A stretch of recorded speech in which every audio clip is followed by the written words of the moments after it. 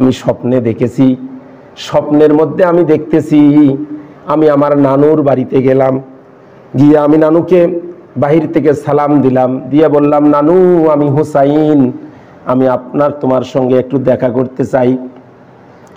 আমার নানু আমাকে বলতেছে, হুসাইন এখন ডিস্টার্ব করবা না, আমি জান্নাতের মধ্যে আরাম করতেছি। সুবহানাল্লাহ বলেন।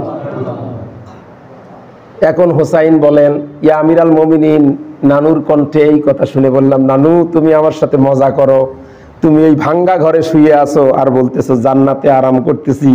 এই ভাঙ্গা ঘর কোনোদিন জান্নাত হয়? দরজা বন্ধ, দরজা বন্ধ থাকলে কি হবে? আমি জানালার ফাঁক দিয়ে দেখি আমার নানু আমার নানির উরুকে বালিশ বানিয়ে সেখানে মাথা দিয়ে আছে, আর আমার নানি আমার নানুর মাথাটা কি করতেছে, ওটা কি বলে, মাথা মেসেজ করে দিচ্ছে বা চুল নাড়ে দিচ্ছে, এরকম করতেছে। বলতেছে, নানু তুমি আমার সাথে মজা করো, তুমি আমার নানুর উরুর মধ্যে মাথা রেখে শুয়ে আছো আর বলতেছো তুমি জান্নাতে শুয়ে আছো।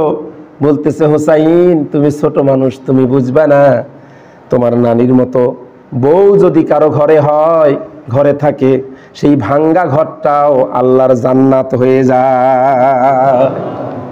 তোমার নানির মতো বউ যদি ঘরে হয়, কারো ঘরে থাকে, সেই ঘরটা ভাঙ্গা ঘর হলেও, কুড়ে ঘর হলেও সেটাকে জান্নাত বানিয়ে দেন কে?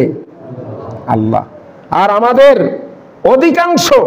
অধিকাংশ ফ্যামিলিতে দেখা যায় আমাদের বাড়িগুলো, ঘরগুলো অনেক উন্নত, সবার বাড়িগুলো দেখা যায় টাইলস করা, অনেক উঁচু উঁচু ভবন, কিন্তু আমাদের এই ভবনগুলো জান্নাত হতে পারে না।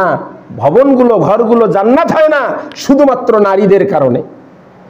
অধিকাংশ ফ্যামিলির এই যে মা বোনদের কারণে আজকে আমাদের ঘরগুলো জান্নাতের পরিবর্তে জাহান্নামে পরিণত হয়েছে। অনেকের ঘর, অনেক টাকা আছে, অনেক পয়সা আছে, ঘর আছে, বাড়ি টাইলস করা, কিন্তু কি নাই? শান্তি নাই। ঘরটাতে এমন অবস্থা মনে হয় যে একটা জাহান্নামের একটা টুকরায় পরিণত হয়েছে।